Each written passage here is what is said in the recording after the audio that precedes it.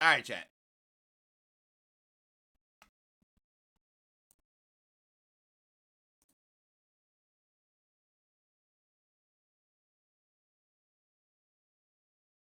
All right, chat.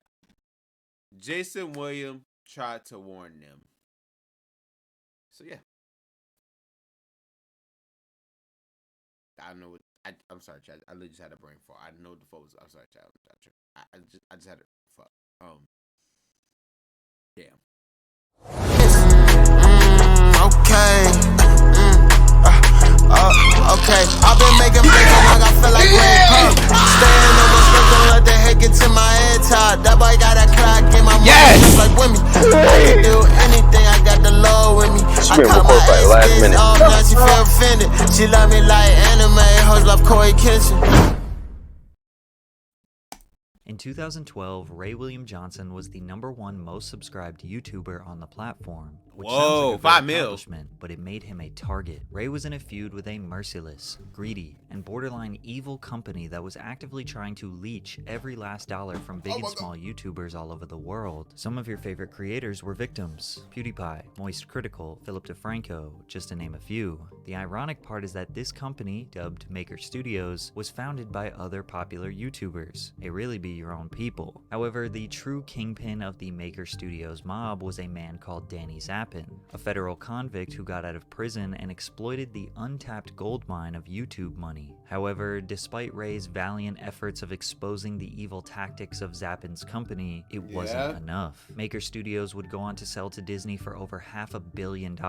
This dream team, guided by the vision of a federal convict, got filthy stinkin' rich at the expense of hardworking YouTubers around the world. This is how they did it. YouTube launched in May of 2005. Danny Zappin, aka Danny Diamonds, was one of their early users because he was on house arrest with nothing to do but browse the internet all day. In 2000, Danny moved to Los Angeles to be an actor but failed. He claimed it's because he confronted Hollywood's gatekeepers after being denied multiple roles and they blacklisted him. Because of this, Zappin needed money, so he smuggled ecstasy, got caught, and was sentenced to 2 years in prison. Danny began uploading videos to sites like Crap TV before he was arrested, so YouTube was like a shiny new toy when he got out. YouTube gained 30,000 unique users a day after its beta release in May 2005, and by the time it officially released in December of that year, it would reach a combined 2 million total views a day, and by the following month, 25 million. Then YouTube reached its first 1 million viewed video, which was Brazilian soccer player Ronaldinho receiving his golden boots. In a feat of marketing genius, Nike uploaded the video under the alias Joe B, as if it was any other YouTube user instead of the multinational sneaker conglomerate. The advertising potential was looking extremely promising, which is why Google purchased YouTube for $1.65 billion within a year of their launch. With such potential for money to be made, not only did established companies get involved, but opportunistic creators as well. It's no secret that creators always have and always will be the foundation,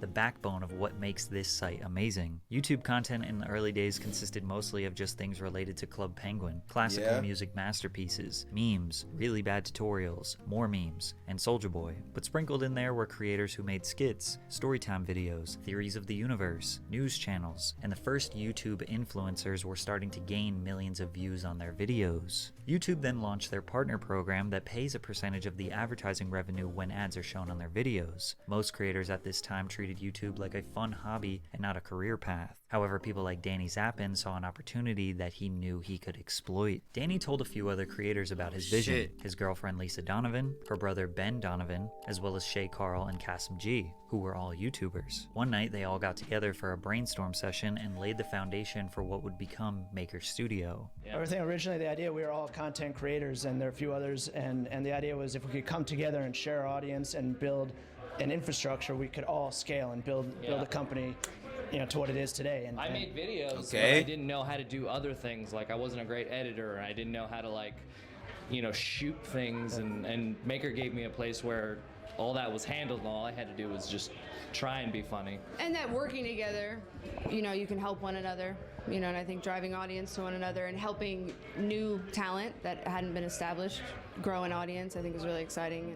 They essentially came up with the idea for a studio to share resources and talent, similar to Hollywood studios that have been around for 100 years. Danny thought this was revolutionary, but the idea was nothing special. Most people didn't know why we were founding Maker, and we couldn't get any of our actor friends to participate. The most Yeah. popular YouTube content was low-quality webcam videos of people with simple ideas and a lot of personality. Why do they need a professional studio? Well, the Bro, answer Chat, you know what's crazy, bro? You know what's crazy, Chat? It's crazy how YouTube evolved now, because now it's like the norm for YouTube now was high quality video now. Like, everybody want a fucking camera. I mean, granted, you know, that's always been a thing. But, you know, you always had, like, the iPhoners and all that bullshit. But now, bro, these niggas' first videos are looking like dead-ass movies now, bro. Like, it's funny how, like, the times are fucking changing.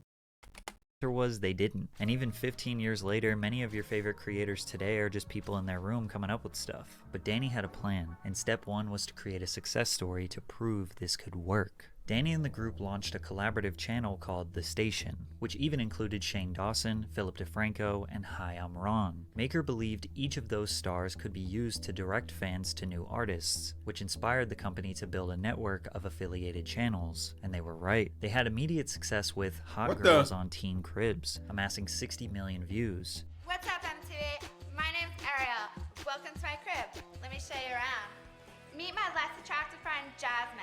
She's super ugly, but don't hold it against her. The station established an office space where they would connect during workdays to plan, shoot, and edit the content. They recruited more people to be a part of the team. Andrea's Choice, What a Day Derek, Cecily, The Fine Bros, who changed their channel to React, Michael Gallagher from Totally Sketch, Timothy Okay. De La Ghetto, the list goes on and on. What? Their main type of content were comedy sketches, similar to College Humor, but way worse. I've been working at this bar for 2 months now, and I gotta say, these people are really into their craft beers.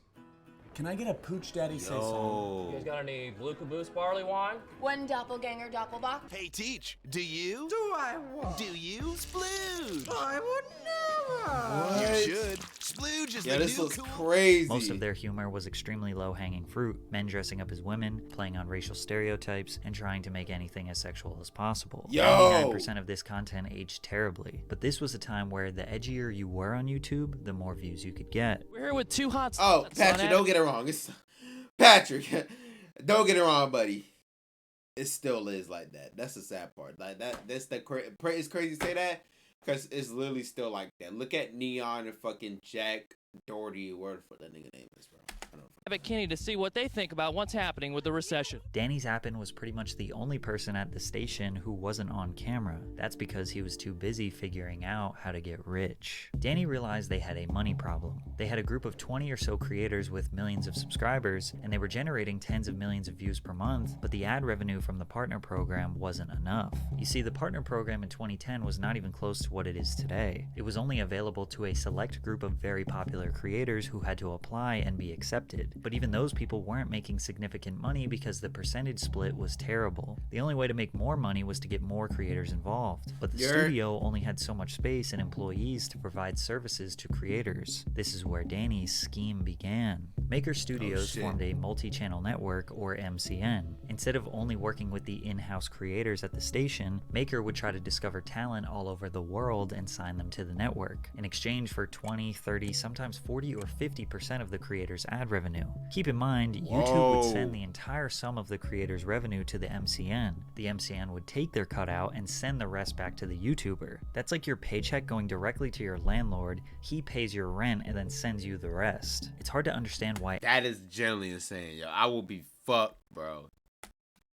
Anyone would be willing to give up such a large percentage and control of their income. Most creators just didn't know how this business worked, and that's where Danny knew he could exploit it. However, Maker did provide some real value. First of all, Maker could get any channel who signed with them instantly monetized. The partner program was still limited access at this time, and Maker had direct connections with YouTube since it was comprised of the most popular creators. You also couldn't monetize gaming videos unless you had a partner network, because video game companies would copyright claim videos using game footage. Maker even had music label connections, and music creators could use copyright music or make covers without getting claimed. YouTube support was notoriously terrible, and still kind of is, but Maker would provide you with a dedicated team member to help you with all of your YouTube related issues. You even needed to sign to an MCN just to make custom video thumbnails. By April of 2011, Maker signed 150 channels that generated 325 million views per month. One of their signees was the #1 most subscribed YouTuber on the platform, Ray William Johnson. Their roster was very impressive with Ray and many other top creators, but Maker still didn't have have enough money, so Danny raised $1,524,999 from a venture capital firm called Graycroft Partners. And at this point, fans still had no idea how serious this operation was, because the station's content was still just as unhinged as ever. All of the creators that signed to Maker were free to be as creative as possible, so you couldn't really tell there was an infrastructure around it. That's probably because it was still operated by creators who genuinely were interested in making videos rather than making money. But Danny was not operating in the interest of fans. Maker Studios was not taken seriously by the entertainment industry, they weren't respected, and that bothered him. He needed to legitimize the company. YouTube was known for low-quality content, which didn't excite investors. I think the next stage that YouTube will eventually go to is what Netflix is doing. I think they'll step up and they'll start doing quality content and programming in the same manner. That's not just, Annoying Orange is huge and it's great, but the production value in a lot of them, and I'm not knocking them, but the production value on the majority of YouTube videos is not there. But I think once they step up to that next level, and I don't know what your plans are, but then yeah, it becomes its own network, just like Netflix. Bro, that's not even the bad part about it, bro. So Danny wanted to make their company as big and legit as possible. By mid-2012, they signed over 2,000 new channels and had viewership in the hundreds of millions. Jesus! They leveled up from their previous makeshift office space to a now 40,000 square foot series of buildings in Culver City. They grew to 260 employees, a group that includes advertising sales, business development, and tech people. Maker tried to create animated series and shows that could be formed into movies, traditional television shows, merchandise, etc. But their most popular signees were still just regular YouTubers. Maker created what looked like a very successful production studio with multiple different departments servicing their clients, when in reality, it wasn't being put to use. And out of desperation, Danny Zappin made a critical error. Most of Maker's money was coming from their top few creators. Ray William Johnson was their cash cow. Danny approached Ray and said Maker needed a bigger cut of revenue from his online show, Equals 3. He asked Ray to renegotiate their existing contract 8 months prior to its expiration. Ray said, the terms were incredibly aggressive. They wanted 40% of my YouTube channel's AdSense revenue after production costs, and more importantly, they wanted 50% of the show's intellectual property in perpetuity. And perpetuity means forever. He refused the new terms of the contract. Maker Studio took offense to his refusal, so they threatened to shut down his projects. When I politely refused their deal, as it was not in my best interest, I had something along those lines. I wanted to do like something along those lines, but not to this extent. But damn, bro. That shit is crazy. Became increasingly aggressive. Negotiations quickly became a bizarre pissing contest between the heads at Maker Studios and myself, and I wouldn't hand over my intellectual property, and they wouldn't stop aggressively trying to get me to sign it over to them. On top of that, Ray claimed that they would not give him any of his AdSense money, because remember, it all goes to the MCN before the creator. Now in the near future, Equals 3 will no longer be part of the Maker Studios network, so I'm gonna film here for a while. Even if I don't have the proper equipment at home, you know what? Even if I have to film butt naked in a back alley, you guys are getting an episode, goddammit. After Ray William Johnson announced his departure, Maker Studios released a petty public statement. Ray is still part of the Maker network. However, with the recent decline in viewership on Equals 3, it made sense for him to go back to producing the show himself. Maker providing a full production staff of 12 people, including a team of writers, was no longer a viable option for Equals 3. Ray vehemently denies that he ever had 12 people and writers working on his show, nor was his viewership declining. This led to a meeting to resolve the issue, where the CEO promised to return Ray's YouTube AdSense account to him. However, that never happened. They haven't made reasonable attempts to give it back to me. They are now even trying to leverage my own AdSense account against me so that I will sign over all your favorite Martians' intellectual property, void my stock options in the company, and sign a confidentiality agreement to never tell the truth. We wouldn't know about this hostage situation if Ray didn't post all of the information in an article published by New Media Rockstars. The other thing that he revealed to the world was that Danny Zappin was a convicted felon, and that he was waiting for his criminal record to be expunged so that he could officially become CEO of Maker. The ex-con texted Ray at 1 a.m. and said, "Your lack of integrity and character are sad. F you, prepare for war, bitch."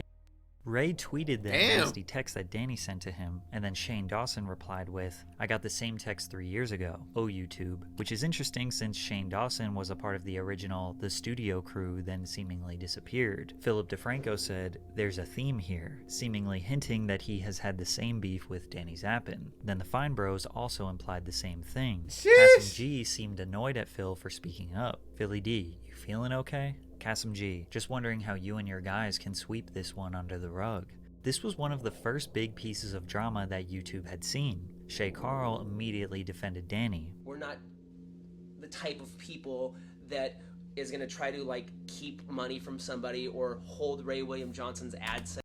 That nigga sucking his dick under the camera. Bro, when it's money involved, chat, niggas gonna find a way to fucking, you know what I mean? Niggas gonna find a way, bro, to like save their fucking career. Like, these niggas is fucking, they probably getting a huge pay cut right now doing this right now.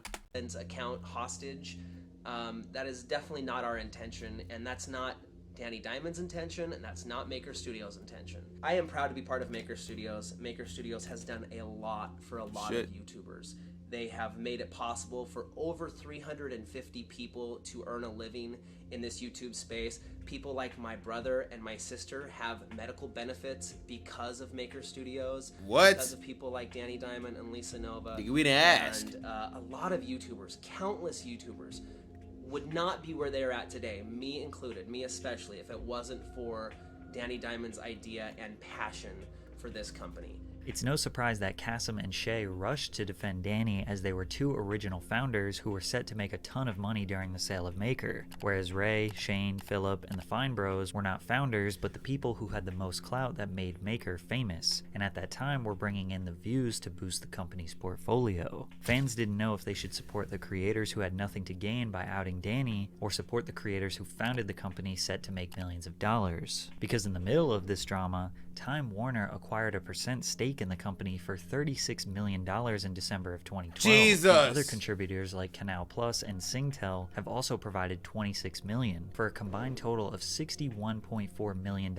in capital raised for Maker. The company was now valued at a several $100 million. Danny Zappin successfully built his company to be the corporate enterprise he envisioned on house arrest. Now he wanted to take his money and run. In April of 2013, Danny Zappin asked to leave the company, cash out his stocks, and receive 6 months of pay, but he was willing to stay on as an advisor. The board had a meeting and authorized his departure, planning to replace him with Enon Kreis, a successful businessman in his own right. However, Danny very quickly changed his mind, demanding a senior executive role in order to save the company. When it was denied, that's when Maker board member Mark Suster claimed Zappin became hostile. Zappin would file a lawsuit against Maker and claimed the now CEO Kreis, and the board hatched a plan to take away Zappin's power and shut him out of the company. I guess karma got the ex-convict badly. They gave him the same treatment that he gave Ray William Johnson 4 months earlier. But Danny made the right choice. He learned from his mistake as a failed drug dealer. You need to quit while you're at the top. Danny knew the MCN industry as a whole became worthless on April 12, 2012. YouTube opened their partner program to anyone in the top 20 countries that used the site. Now you no longer needed an MCN to be monetized. You didn't need an MCN to make custom thumbnails. They would not protect you from copyright claims even though they said they could. You don't need a fancy multi-million-dollar studio to produce videos in your bedroom.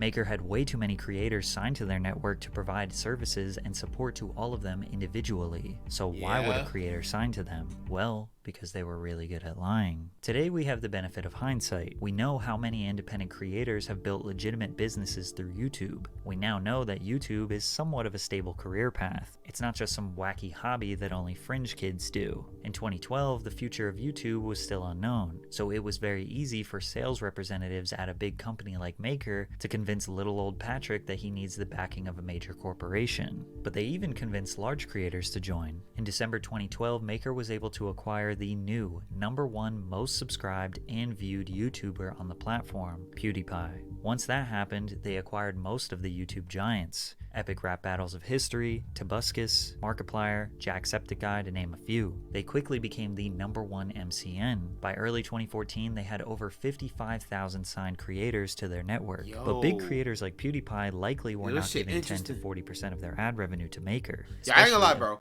Imagine being finessed and being the biggest creator, bro. You just got a double-edged fucking sword, bro. That shit is crazy. Amidst their bad press, some creators gave Maker 0% of their ad revenue, and the reason Maker took 0% was more devious than you could imagine. The fact that MCNs received the entire ad revenue check from YouTube, then took a small percent or 0% before sending it to the creator was crucial for their business model. It makes their cash flow look insane. Maker's bank accounts were holding tens of hundreds of millions in cash. MCNs used these numbers to convince investors that YouTube was an untapped gold mine, and it was because of their content strategies. The other number they used to trick investors was views. By signing top talent, they were able to show how many views, aka advertisement potential, they were generating. Every all-hands meeting was led off with the number of views they were doing. 10 billion views, 11 billion, 12 billion. But the reason the views were growing was because the network kept growing and we were just adding more and more channels. Jesus. Also, Maker did not technically own the content that creators like Markiplier and PewDiePie put out. It was riddled with copyright material and couldn't be sold to other platforms. Investors did not understand YouTube at all, but they couldn't ignore the money. In 2013, Maker generated $370 million in ad revenue, and $70 million of that was in direct sales. If you watch my previous video on Disney, then you know that in the mid-2010s, they were on fire with every aspect of their business, looking to take full control of every content medium in existence. They wanted to buy their way into YouTube, and in March of 2014, Disney acquired Maker Studios for $500 million, with the promise of up to $950 million if they met their targets. The final number ended up being $650 million. Original founders like Kasim G, Lisa Nova, and Shay Carl made a fortune. This is going to change our lives and the lives of my children forever. Forever. This will change my kids' life. By trusting the vision of Danny Zappin, Shay Carl got filthy rich. He bought a multi-million-dollar compound in Idaho and still uploads consistent vlogs of him and his family enjoying the extraordinary wealth. When the original founders made this business, it was a humble idea, but it quickly turned into a system to make the business way more successful than it was, so the stockholders could sell it and cash out, leaving someone else to handle the pile of trash. And Disney had to take out the trash. They quickly realized they bought a business built off lies. Disney didn't really do anything with Maker Studios. They thought all YouTube creators would just become Disney, Marvel, and Pixar marketing puppets, shoving Disney ads in young kids' faces. Also fucking like, my name is such and such, you're watching, bro, that is so crazy. In every YouTube video. Shit, and they honestly could have forced that, but they didn't. Maker executives complained of the slow integration process and that they didn't receive access to Disney's brand and intellectual property. They probably didn't want YouTubers destroying their IP. Out of desperation, Maker tried to introduce new channels such as Polaris by Maker, a gaming channel. They tried to revive the station YouTube channel with shows like Casual Sketch, Song Voyage, and Time Machine, starring Timothy DeLaGhetto and Ricky Shucks. But these shows lacked the personal connection needed to survive on YouTube. It felt corporate and soulless. Despite the downward trend, they kept signing creators into predatory contracts, forcing them to be trapped in a failing business. There are countless examples of creators expressing their resentment towards Maker and all other MCNs that have scammed them, but the best example can be explained by none other than Moist Critical. And then Maker came along. Charlie. And said, hey, we'll offer you this contract. It was a 60-40 split, and at the time that sounded great to me. I've never had any way of contacting Maker. Their support line does absolutely fucking nothing. And if you don't have your channel manager there to be that bridge, then you just have no way of getting in touch with Maker. It would sometimes take up to 3 months to get one check from Maker. It was last year when my channel got disabled due to false copyright strikes. I could not contact Maker no matter what. I did everything possible to get in contact with them. A contract shouldn't auto-renew. You should have to sign off on it each time it tries to renew. Maker Studios is just so lazy, so unorganized, and just doesn't give a about any of the people in their network. Insanely unfair money splits, terrible communication, no assistance with copyright, and automatically renewing contracts that creators cannot get out of. In a silver lining to a terrible situation, PewDiePie stepped in and saved the entirety of YouTube. His anti-Semitic joke and Nazi imagery had Maker immediately drop him from the network. Disney decided they could not take a risk on unpredictable YouTubers anymore. They cut support from over 60,000 YouTubers down to just 300. They rebranded Maker to Disney Digital Network, and now the MCN business is pretty much dead. It's hard to know if Danny knew this business would be a scam from the very beginning. It initially started out as a humble group of creators working together to achieve a common dream, and within a short few years they were strongholding thousands of creators in evil contracts, forging their books to make themselves look successful, and almost destroyed YouTube as a whole. But I guess a few YouTubers got filthy rich, so it's all good, right? Yeah, it's all good until that's just a scam, bro. Yeah, that's just actually bad. That shit's actually bad.